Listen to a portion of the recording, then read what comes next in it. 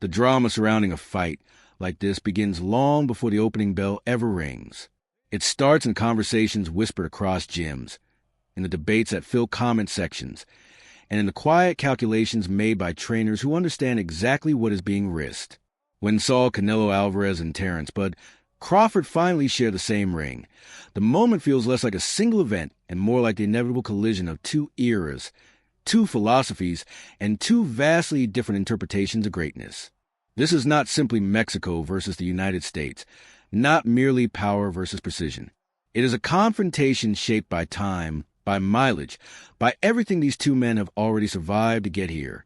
Canelo Alvarez enters the arena with the weight of an entire boxing culture on his shoulders. At 35 years old, he is still considered by many to be in his prime, a fighter who has grown from a teenage prodigy into a fully formed champion with layers of experience. He has fought champions across multiple weight classes, adjusted to styles that once troubled him, and evolved into a methodical, punishing presence in the ring. There is nothing hurried about Canelo anymore. Every step he takes is deliberate. Every punch is thrown with intent. He is no longer just a brawler or a counterpuncher. He is a complete fighter who understands exactly how to impose himself on opponents who cannot match his strength. Across from him stands Terence Crawford, a man whose greatness has always been quieter, more surgical. Nearly 38 years old, Crawford carries a label that follows many elite technicians late into their careers. Questions about age, activity, and whether the body can still respond to the mind's commands.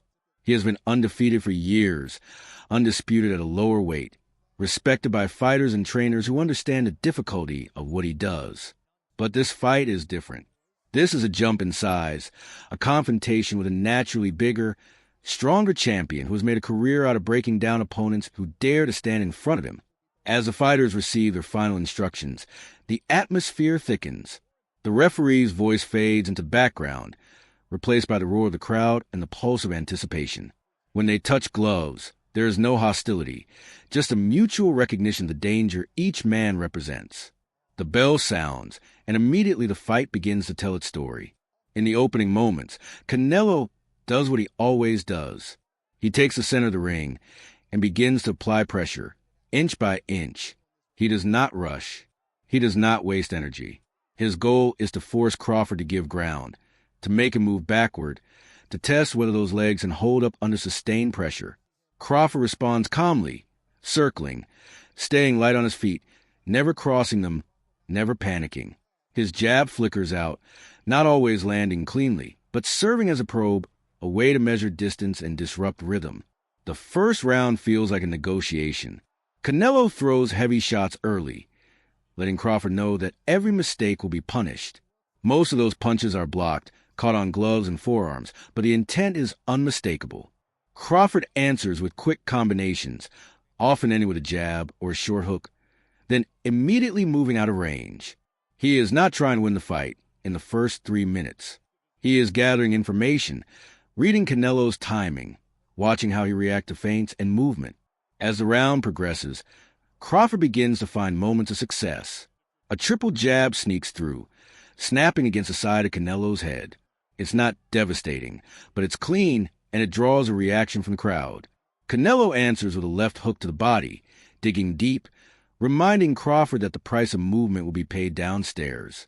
When the bell rings, there is no clear winner, just a sense that both men have settled into their roles. The second round picks up with a similar rhythm, but subtle changes begin to appear. Canelo continues to stalk, but he starts to vary his attack, occasionally throwing shots upstairs after going to the body. Crawford, meanwhile, becomes a bit more assertive with his jab, stepping in and out of range with confidence. There is a moment when Canelo lands a solid shot on the way in, catching Crawford as he tries to pivot away. Crawford absorbs it well, takes a step back, and immediately answers with a counter. It's a small exchange, but it reinforces a growing theme. Crawford is not intimidated by Canelo's power. By the third round, the fight begins to tighten. Canelo's body work becomes more consistent, particularly when he manages to back Crawford toward the ropes. He throws combinations that start low and finish high, forcing Crawford to defend on multiple levels. Crawford's defense, however, remains disciplined. His hands stay high, his elbows tight, his head moving just enough to take the sting off incoming shots. When he fires back, it's often with precision rather than volume, landing clean shots that score points and disrupt Canelo's forward momentum. There's a sense now that the fight could swing in either direction. Some observers might see Canelo's pressure and body work as the more damaging offense. Others might favor Crawford's cleaner punches and ring control. What is undeniable is that Crawford looks comfortable. For a fighter many question at this weight, he does not appear overwhelmed or outmatched.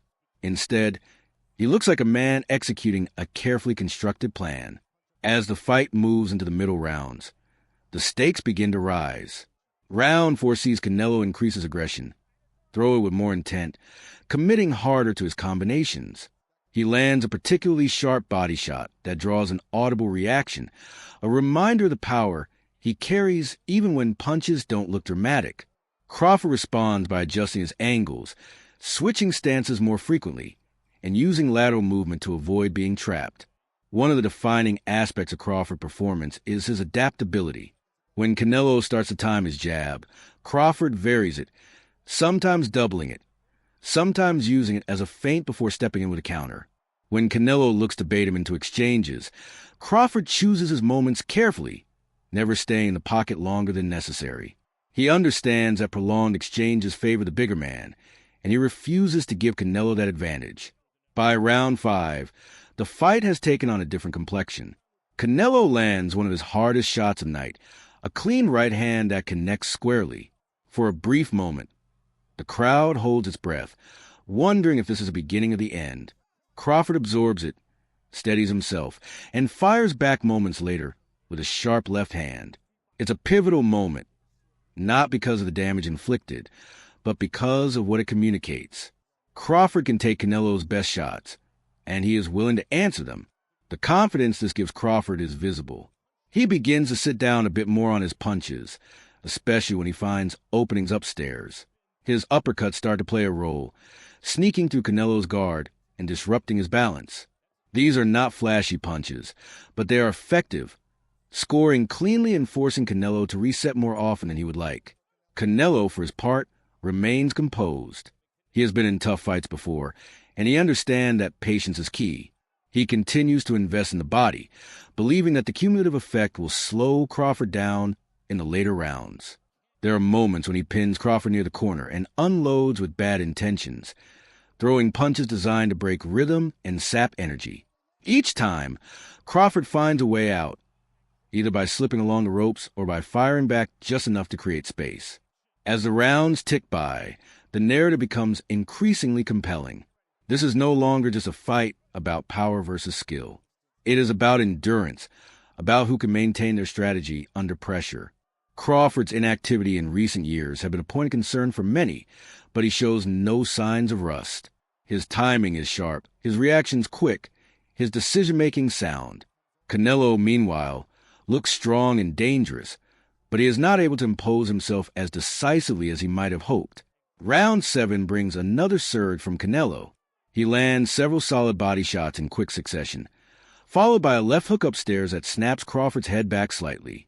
It is one of Canelo's better moments, and the crowd responds accordingly.